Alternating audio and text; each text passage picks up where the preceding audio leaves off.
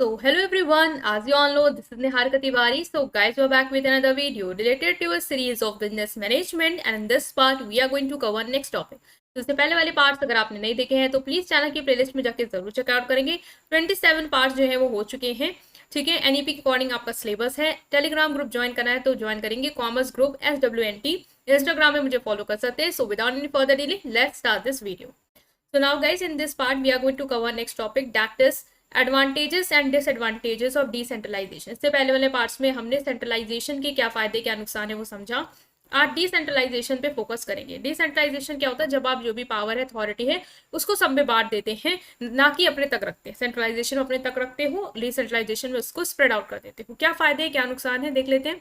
तो एडवांटेजेस में सबसे पहले आपको ये समझना होगा, लाइक मान लो आपके घर में सारी पावर किसके हाथ में? आपके फादर के हाथ में। मान लो वो कल को कहे कि एक काम करो, जिसको जो अपने लाइफ में करना है करो, जिसको जो डिसीजन लेने अपने ले लो, और हमसे मत आके पूछो, हमें ना के मतलब हमें ठीक है इन्फॉर्म कर दो, लेकिन हमसे इतना हमें इन्वॉल्व नहीं होना, हम किसी के लिए फैसले लेने वाले हैं, तुम लोग अपने आप अपने इंडिपेंडेंटली डिसीजन जो है वो ले लो। तो क्या फायदे होंगे इस चीज से आपकी लाइफ में? हो सकता है कि आपको जैसे कोई डिसीजन है, आपको लग रहा था कि वो नहीं समझ सकते आप, लेकिन ज्यादा बेटर अंडरस्टैंड कर सकते हो, तो आप वो डिसीजन अपनी लाइफ के लिए ले सकते हो। एक तरीके से आप में एक इंडिपेंडेंसी आएगी, मतलब किसी पे आप डिपेंड नहीं हो, आपको लगेगा यार मैं अपने आप डिसीजन खुद ले रहा हूँ, मैं लाइफ को समझ गया हूँ। ये सारी चीजें आपको कहीं ना कहीं देखने को मिलेगी। ठीक है, तो ये आपको लाइफ के पॉइंट ऑफ व्यू से फायदे हैं। लेकिन एक ऑर्गेनाइजेशन में क्या फायदे हैं? पहला है कि एफिशिएंट डिसीजन मेकिंग में डिसीजन मेकिंग अच्छी हो सकती है। Decentralization can lead to faster and more efficient decision making. Lower level unit often have better knowledge of local condition and can respond to situation more promptly. Like जो lower level employees होते हैं, middle level होते हैं, वो customer से dealing कर रहे होते हैं डायरेक्टली। उन्हें पता होता है डे टू डे अपने कस्टमर को ऑब्जर्व करते रहते हैं, इनको क्या पसंद है, इनका क्या प्रेफरेंस है, ठीक है, ये क्या पसंद कर रहे हैं। तो उस हिसाब से जैसे उनको कोई डिसीजन लेना होगी कस्टमर के रिगार्डिंग, कोई मान लो मार्केट डिसीजन लेना है, तो वो बेटर ले लेंगे, इवन वो जल्दी ले लेंगे। टॉप लेवल पे छोड़ोगे तो टॉप लेवल अपने हिसाब से आपको बताएगा समय लेके। आपको लग रहा है कि यार अभी तुरंत क्विक डिसीजन लेना, अपॉर्चुनिटी चली जाएगी, तो आपने तुरंत ले लिया, तो डिसीजन मेकिंग अच्छी हो जाएगी। पहला फायदा ये है। दूसरा है इनहैंस्ड रिस्पॉन्सिवनेस। इनहैंस्ड रिस्पॉन्सिवनेस क्या है? Decentralised unit can respond quickly to changes in the environment, customer need and market dynamics. This adaptability can improve competitiveness. देखो भाई, कॉम्पिटिशन में आप अच्छे रह पाओगे जब आप चीजों को रैपिडली कर पाओगे। लाइक कोई चेंजेस आया, आपको लगा टेक्नोलॉजी में चेंज है, और हमारे सिस्टम में जैसे आप जिस लेवल में काम करो उस लेवल में कोई नई टेक्नोलॉजी चाहिए, तो आपने सोचा कि जैसे टॉप लेवल से लेना है तो परमिशन लेनी होगी, प्रोसेस बढ़ा जाएगा, फिर आप लोगे, हो सकता है टाइम अप हो जाए। अपने लेवल पे आपने डिसीजन ले लिया, तो उससे क्या होगा? आपका एक ये डिसीजन मेकिंग जो है वो क्विक होगी, एक रिस्पॉन्स करने की जो आपकी मतलब स्पीड है वो ज्यादा बेटर होगी, इनहेंस होगी। Motivation and empowerment. अब भाई आपको मोटिवेशन तो होगा, क्योंकि आपको इतनी पावर दी गई है, आप डिसीजन मेकिंग कर सकते हो, सारे डिसीजन सारे टास्क की ओनरशिप ले सकते हो, तो इंसान जो होगा वो मोटिवेटेड होगा ही होगा, क्योंकि उसको लगे मेरे पास पावर है, मेरे पास जॉब सेटिस्फेक्शन उसको ज्यादा होगा, क्योंकि वो भाई खुश रहेगा। ठीक है, कौन नहीं चाहता पावर में रहना। Improve accountability. अकाउंटेबिलिटी इंप्रूव होगी, मतलब कि जो होती है ना कि जिम्मेदारी, कि आप इसके लिए लाइबल हो, आपने कुछ किया तो इसका डिसीजन आपने लिया, तो इसकी जिम्मेदारी रिस्क की आपकी होने वाली है, तो वो एक आएगी आपके ऊपर। Decision making authority is distributed across various unit, accountability become more localise. This can reduce the risk of blaming shift and promote responsibility. Like क्या होगा? आप जैसे पहले हो गया कि टॉप लेवल है तो आप ब्लेम कर सकते हो कि आपने लिया है, आपने जानते भी नहीं थे, देन टू आपने हमारे लिए डिसीजन ले लिया, तो ब्लेम गेम होता रहता है ना कि आपकी वजह से आपकी वजह से, वो नहीं होगा। अब आपने खुद लिया है तो जिम्मेदारी आपकी, किसी पे ब्लेम नहीं डाल सकते कि भाई तुम्हारे वजह से ऐसा हुआ या उसकी वजह से ऐसा हुआ, वो आपकी वजह से हुआ। ठीक है, इनोवेशन एंड क्रिएटिविटी है भाई, अपने लेवल पे आप ले रहे हो, ठीक है, आपके पास फ्रीडम है, आप कुछ नया सोच रहे हो, उसको एक्सपेरिमेंट करना चाहते हो, आप कर सकते हो इम्प्लीमेंट, तो कुछ इनोवेशन हो पाएगा। वर्कलोड रिड्यूस हुआ, ऑफकोर्स सेंट्रलाइजेशन में जैसे जैसे कोई सेंटर में है, उसके ऊपर खाली अथॉरिटी है, तो भाई उसको सारे डिसीजन उसको लेने के, छोटे मोटे मसले जितने बड़े मैटर है सब उसको लेना होगा।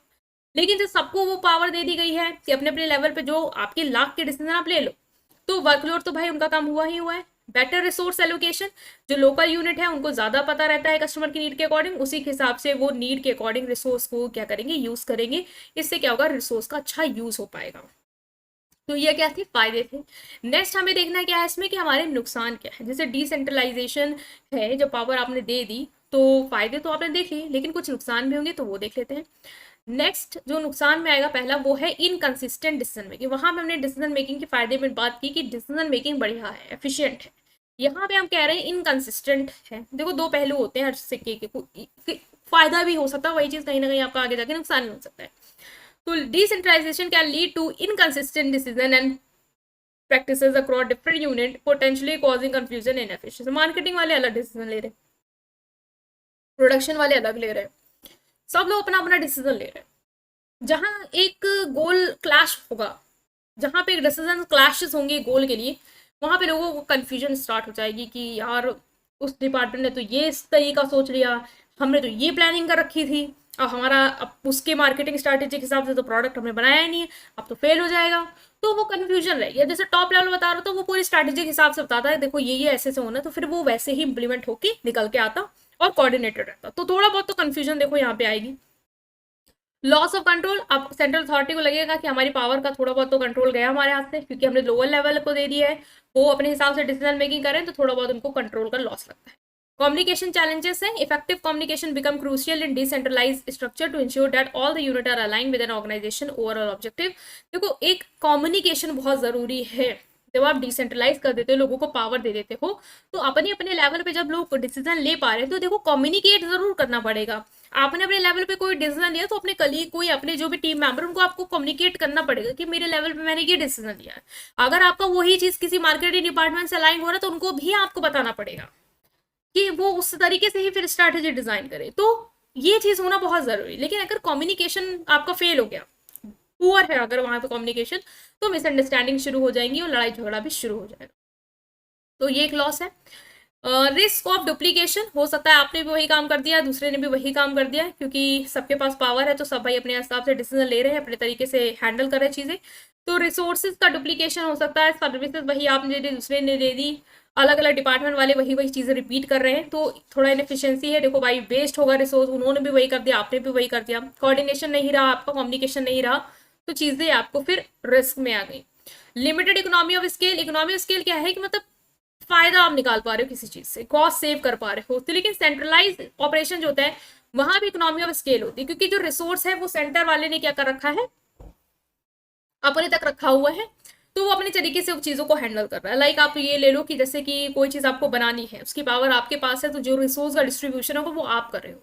लेकिन जब आपने बांट दी, तो सब अपनी अपनी तरीके से रिसोर्स को बांट रहे हैं। तो रिसोर्स जहां पे एक रिसोर्स को कोई शेयरिंग कर सकते थे, आप करवा सकते थे, लेकिन हर डिपार्टमेंट अपनी अपनी अलग डिमांड रख रहा है, जहां पे आपको और कॉस्ट लगा के उन्हें वो रिसोर्सेज इंडिपेंडेंटली पहुंचाने होंगे, तो वहां पे क्या होगा, आपकी कॉस्ट जाएगी। इसके साथ ही साथ कम्युनिकेशन, ऐसे मीटिंग सेटअप वगैरह कराने पड़ेंगे कोऑर्डिनेशन के लिए, तो वहां पे भी आपका कुछ खर्चा आएगा। तो थोड़ा बहुत तो खर्चा जो है वो इस तरीके से आपका बढ़ता है इन वाले केसेस में। रेसिस्टेंट टू चेंज है, कुछ इंप्लॉइज जो होते हैं वो रेसिस्ट करते हैं कि कोई चेंजेस आता, तो कहते हैं नहीं नहीं ये हम नहीं लेंगे हायर अथॉरिटी से, क्योंकि उनको लगता है हमारे पास भी पावर है, तो हायर अथॉरिटी ने कोई चेंज लाया है, तो फिर वो मना करने लगते हैं। थोड़ा उनके अंदर आ जाता है कि भाई हमारे पास भी पावर है, हम भी चीजें कर सकते हैं, तो वो थोड़ा है। कोऑर्डिनेशन चैलेंजेस है। देखो भाई अलग अलग डिपार्टमेंट अलग अलग तरीके से डिसीजन ले रहा है, एक्टिविटीज कर रहा है, जिसमें आपको क्या होगा, कोऑर्डिनेशन बनाना होगा। तो कोऑर्डिनेशन बनाने के लिए आपको क्या करना होगा, टाइम पे मीटिंग कंडक्ट करानी होगी, टाइम को प्रॉपर्ली दूसरे साथ मैनेज करना होगा, कोऑर्डिनेशन बैठाना होगा, जो कि कभी कभी नहीं हो पाता है जहाँ पे बड़ी ऑर्गेनाइजेशन होती है। वहां पे अगर आप कोऑर्डिनेशन करने जाते हो, हर डिपार्टमेंट के अलग अलग सामान सबके साथ मीटिंग कंडक्ट कराना चाहते हैं, तो वो काफी टाइम लेगा और कॉम्प्लेक्स भी हो सकता है वो स्ट्रक्चर। तो ये थोड़ा सा आपका क्या है डिसएडवांटेज है डिसेंट्रलाइजेशन, जो हमने यहाँ डिस्कस किया। आई होप कि आप समझ पाए। स्टिल कोई डाउट है कमेंट सेक्शन में जरूर पूछेंगे। वीडियो को लाइक करेंगे, चैनल को सब्सक्राइब करेंगे, अपने फ्रेंड के साथ जरूर शेयर करेंगे। Thank you.